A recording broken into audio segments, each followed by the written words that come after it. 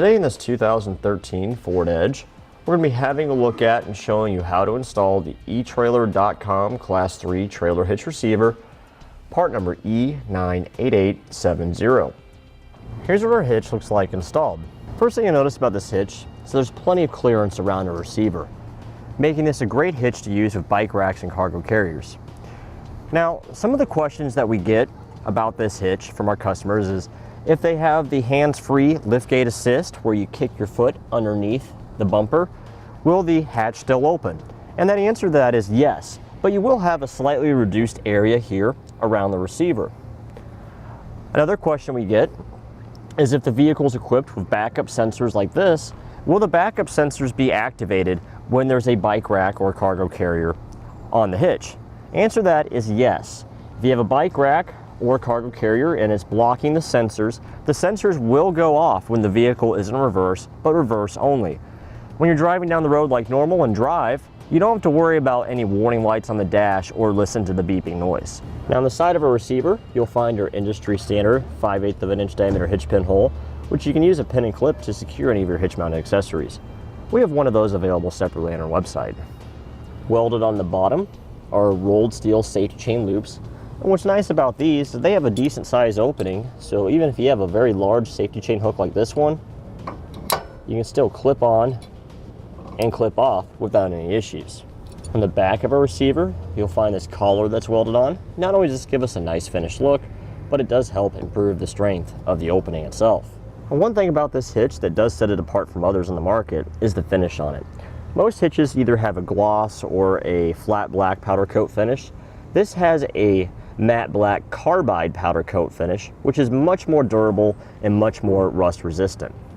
This hitch features a 400-pound max tongue weight rating, which is the amount forcing down, and a 4,000-pound max gross trailer weight rating, which is the amount it can pull. As always, you want to make sure you consult with the owner's manual of your Ford Edge and not exceed what the vehicle is rated for. Go by whichever number is less. Now for a few measurements to better assist you in choosing any hitch-mounted accessory you may need, such as a ball mount, bike rack, or a cargo carrier. You're looking at about 13 inches from the ground to the top of the 2-inch receiver opening, and about 4 inches from the center of the hitch pin hole to the rearmost part of the back bumper. Now that we've gone over some features, we'll show you how to get it installed. To begin our install, we need to lower down our exhaust a little bit to give ourselves a little bit more room to work. On each side of our muffler, we'll find one exhaust hanger. This is the driver's side, the passenger side's the same way. We'll give it a little bit of a silicone spray, lubricant, to help make it slide off easier. And then we'll use a pry bar to pry it off. We'll repeat the same process on the other side. Now we have two exhaust heat shields above our muffler. We'll have one on the passenger side and one on the driver's side. They're mirror images of each other. We need to remove the two 8mm bolts that hold our heat shield in place on our frame rail. We'll do this on both sides of the vehicle.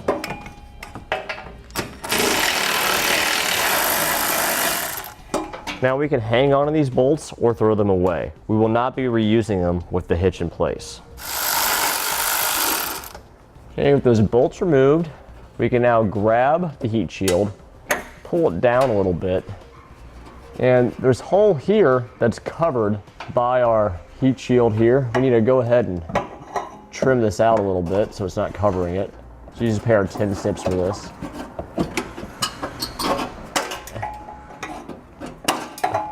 Okay, we have another oval hole here where our tab goes in our heat shield. We're going to cut that tab off. Now all of our holes are not blocked anymore by our heat shield.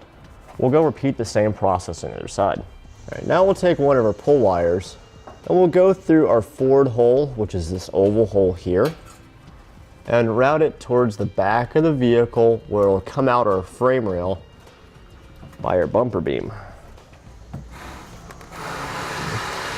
Now we'll take one of our blocks, place it on the pull wire, stick that inside the frame rail, and we'll thread one of our short carriage bolts onto the pull wire. And we'll place that inside the frame rail as well.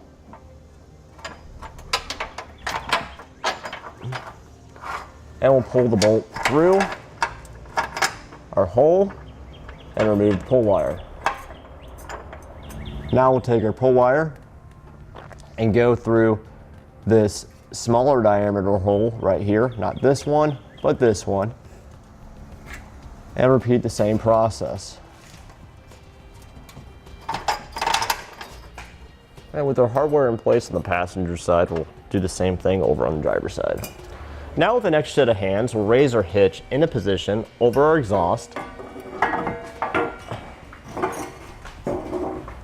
and we'll lift it straight up onto our bolts, sandwiching our heat shield in between the hitch and the frame of the vehicle, and we'll secure it with the flange nut.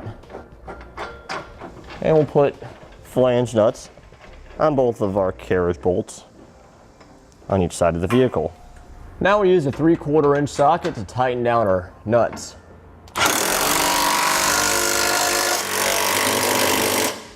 At the very back of our hitch, closest to our bumper, we have an additional hole. There isn't an existing hole in the vehicle, so we have to drill. What we're gonna do is make a small pilot hole right through the center of that and then enlarge it to the size indicated in the instructions.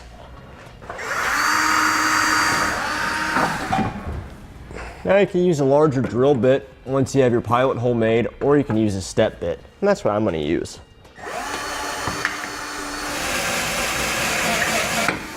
Now we'll take our pull wire, go through the hole in the hitch and where we just drilled, and it'll go out of our bumper beam. Place on our block, get that inside the frame, thread our bolt onto our pull wire, we'll get that inside the frame too, and pull it through our hitch. Remove our pull wire, thread on our flange nut, and we'll tighten it down.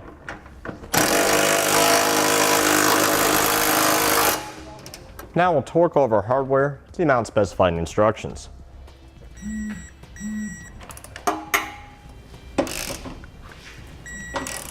Okay, now we can raise our exhaust back up and reinstall our hanger on each side.